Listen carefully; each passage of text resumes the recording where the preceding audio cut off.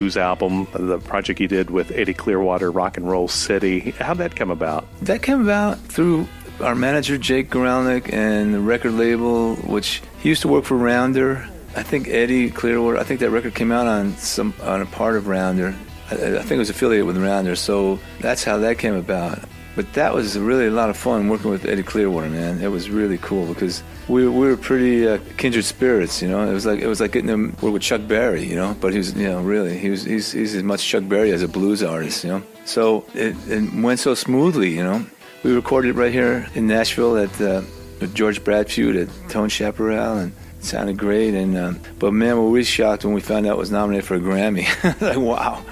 But we got to play some cool gigs with Eddy, some blues festivals, and we did the Cognac Blues Festival in France. That was we were treated like visiting royalty, you know. That's pretty cool. One of my favorites of his is Hillbilly Blues, which you guys do, and I've seen you play that at a set with J.D. McPherson, and seen J.D. jump up on stage and play that one with you too. Yeah. I got the Hillbilly Blues that got me going round and round. I got the Hillbilly Blues that got me going round and round. I'm gonna saddle up my pony, I believe I leave this town.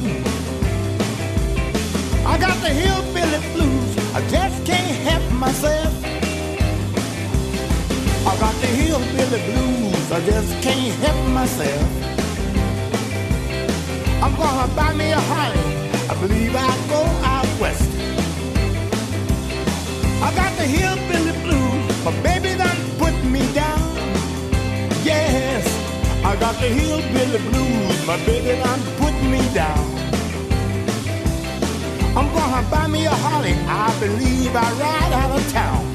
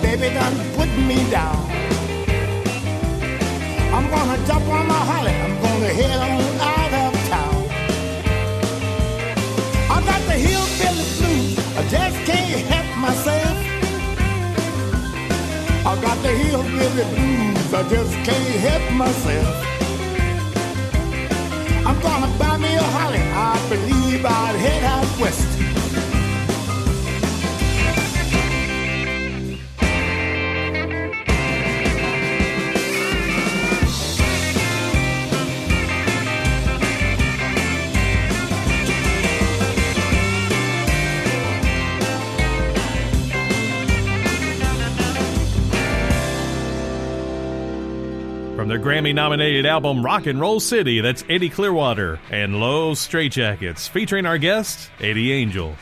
Now, let's talk about the Planet Rockers. Now, that started kind of in between the Straitjackets and Los Straitjackets. Is that how it was? Is that the time? Yes, yeah. First it was the Straitjackets, and it kind of, like I said, it morphed into the Planet Rockers. I had met Sonny through Phonolux Records, and Mike Smythe, the owner. I was working at Phonolux Records, and when the band I was in that was signed to CBS Records broke up, I was really just kind of ready to go home and quit, But Mike Smythe, the owner of Phonolux, said, "No, man, you should stay, And so he let me work at his record store, and I said, well, I got to find some guys to put a band together. And he said, well, there's a guy who comes in who's really keen to start a band, and it was Sonny.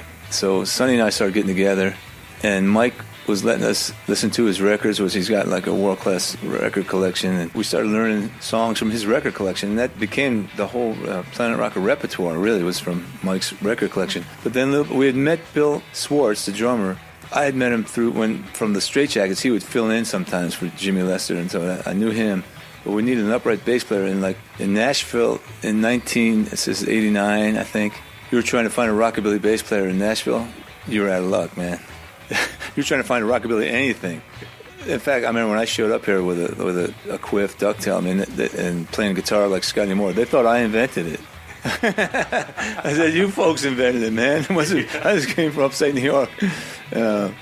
But so anyway, I met Mark Winchester just by accident one day I was on a video shoot for a girl named Becky Hobbs. Do you remember that name? She was a piano player. She was a singer, and there's one of these things you used to get being on I guess they're looking for like rockabilly looking people. I don't know. But anyway, I met Mark, and so then we had the band.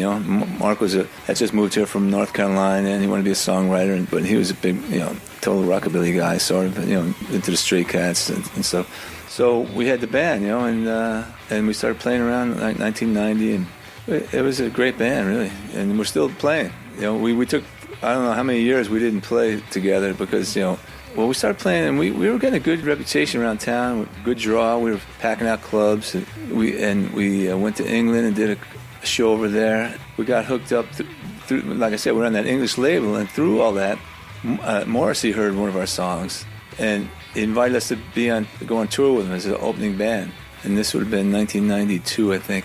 So we did that, and that was quite an adventure, going on tour with him. But like most bands, it crashed and burned,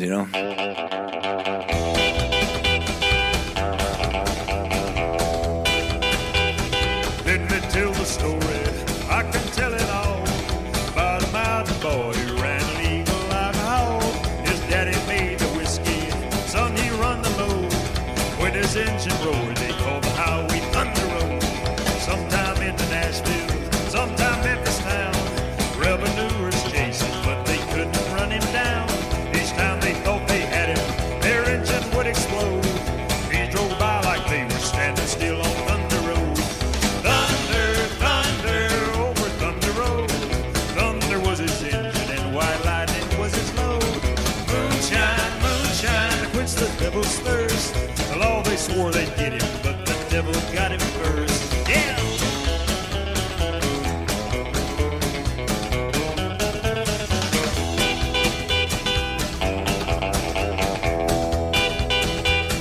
On the 1st of April, come and knock upon the door. Federal man said, word, you better make your run no more. He said 200 agents are covering the state.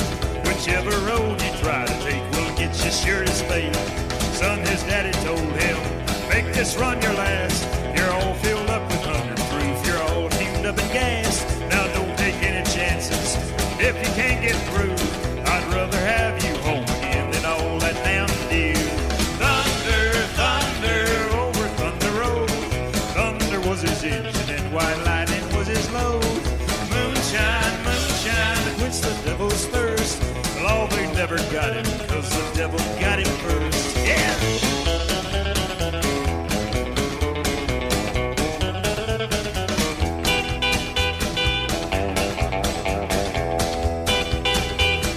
Rocking right through Nashville, radio full blast.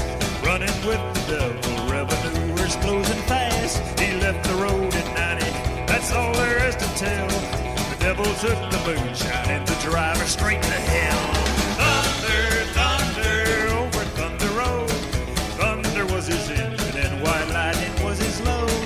Moonshine, moonshine, quench the devil's thirst.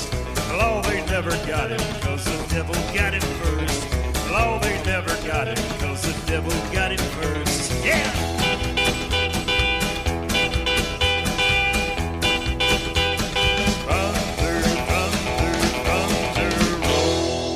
Thunder Road Rock, that's the Planet Rockers, featuring our guest, Eddy Angel. We're talking about getting back together and recording a new project. But now we're back, and we just put a new record out on a German label called Return of the Planet Rockers. And Rockabilly festivals really around the world want us to play, the headline. And you recorded that at Phillips Recording Studio in Memphis, is that correct? Yeah, that's right. And that was really a lot of fun. Sonny is good friends with Jerry Phillips, Sam Phillips' son. And, Jerry just thinks the world of Sonny. And so one of them suggested, why don't we go down there and record at Phillips' studio? And it was really a gas being there, man, because the place is like walking into Tutankhamun's tomb or something. Nothing's changed. It looks like 1960 when you walk in, And we were hanging out at Sam's office and sitting at his private bar, the bar that Jerry Lee Lewis and Johnny Cash would have been coming into. And so it was great, man. And Sonny, he slept on the floor of the studio every night in front of a big picture of Sam Phillips. If people haven't been there, Phillips Recording Studios, just really down the street around the corner from Sun Studio there on Union. Well,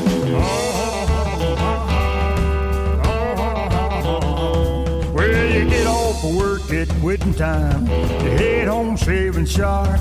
Then you started rushing around in the run. You only got a half an hour to slick your hair back and put your cat clothes on. But everything's gonna be alright 'cause it's Saturday night. You call an old buddy on the telephone to roll by and pick you up. Along about 7, you hear him a-coming, rocking down the road in a pickup truck. And when you look good, oh, baby, you feel good. Everything's gonna be alright 'cause it's Saturday night.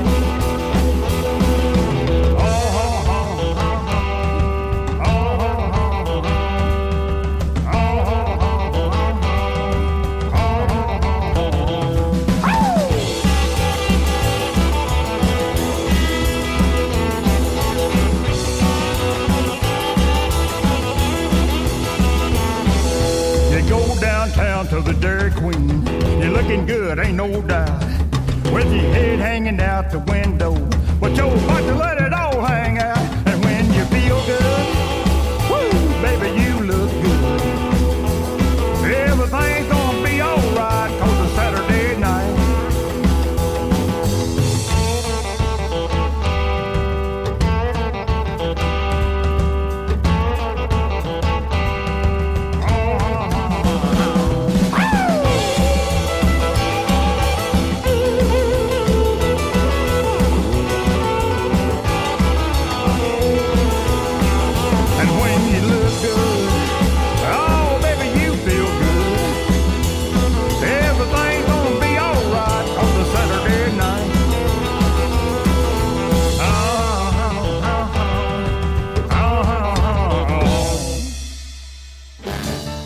Your source for rockabilly, blues, surf, early country, early rock and roll, and Ameripolitan music. This is the Rockabilly and Blues Radio Hour. We just heard Saturday Night in Oak Grove, Louisiana from the album Return of the Planet Rockers. Guitarist Eddy Angel is our guest this hour.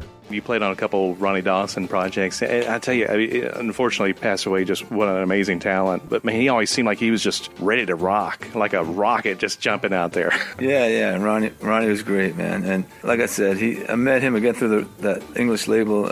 We were all on No Hit Records, and the first time the Planet Rockers went and played in London, it was on a big sort of a festival with Ronnie, and that's when we first met. And we just hit it off, and I wound up, recording with him, and we used to record in this studio over in London called Toe Rag Studios, and the White Stripes later recorded there and made it really big and famous. But Ronnie was great, man. He was an inspiration, and and my wife Melanie in the early '90s would book a few tours with be Ronnie and the Planet Rockers, and man, so I went on the road with Ronnie a few times, and he was great, man. He was just.